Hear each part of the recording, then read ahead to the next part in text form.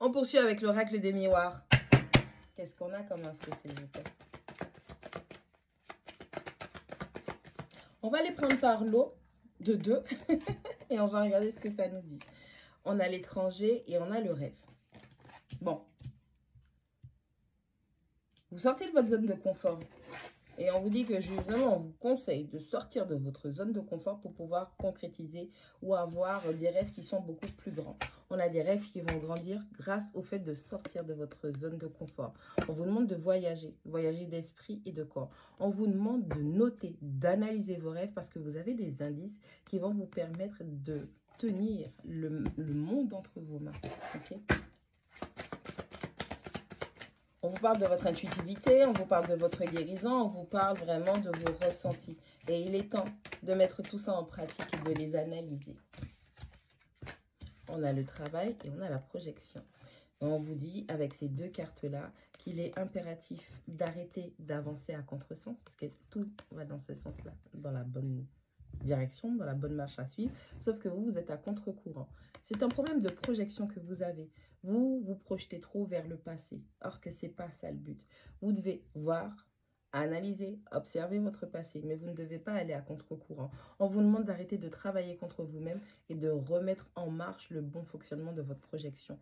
On se projette au futur, on ne se projette pas au passé.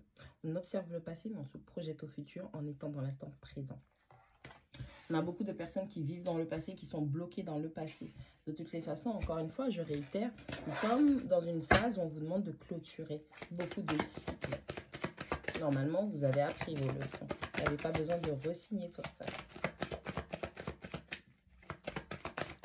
Merci. On en a 3.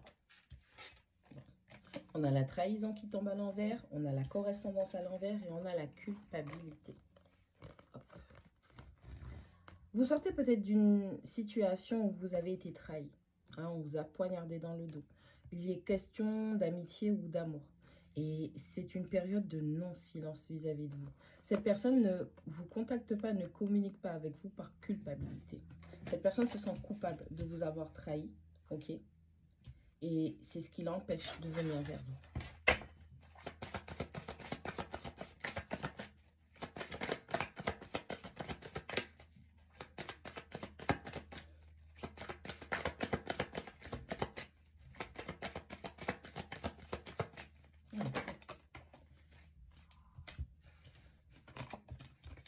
On n'en a pas encore. On a l'amour, on a le cadeau et on a le boomerang.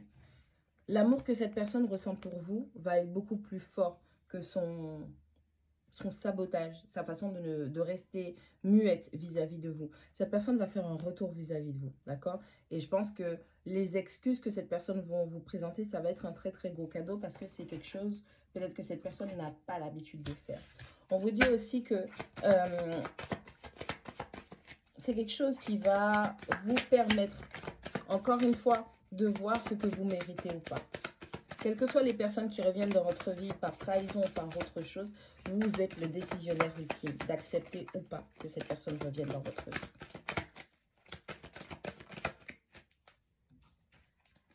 On a l'ouverture.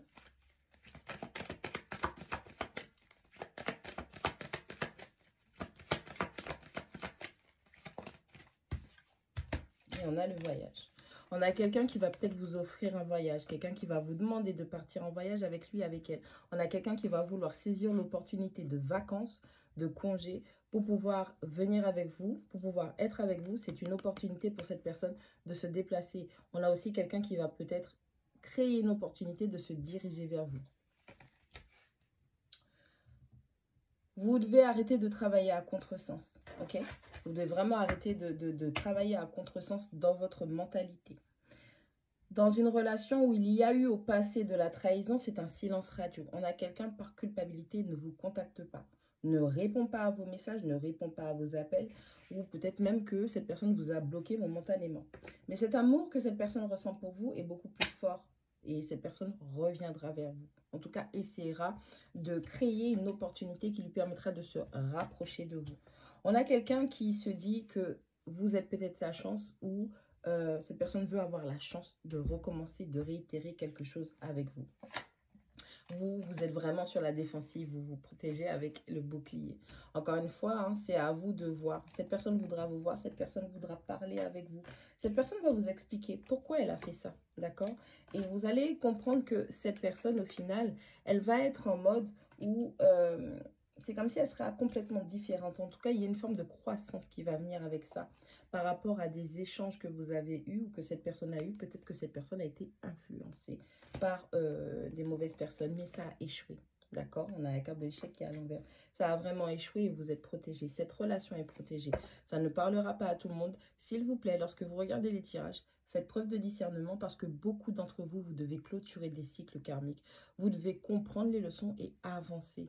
Lorsqu'on vous dit qu'une personne du passé revient dans votre vie, vous devez aussi être assez mature, assez, sans vous insulter, assez intelligent pour comprendre que si cette personne vous a fait du mal ou que ça se soit mal passé, que ce n'est pas la peine de re-signer pour une année ou plusieurs années de souffrance encore.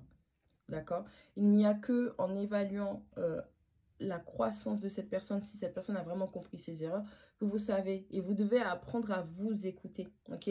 Pas juste parce qu'on vous dit que quelqu'un revient, que vous êtes là et que vous acceptez tout et n'importe quoi. Vous devez apprendre à vous aimer, à vous valoriser et surtout à vous respecter. Bon dimanche!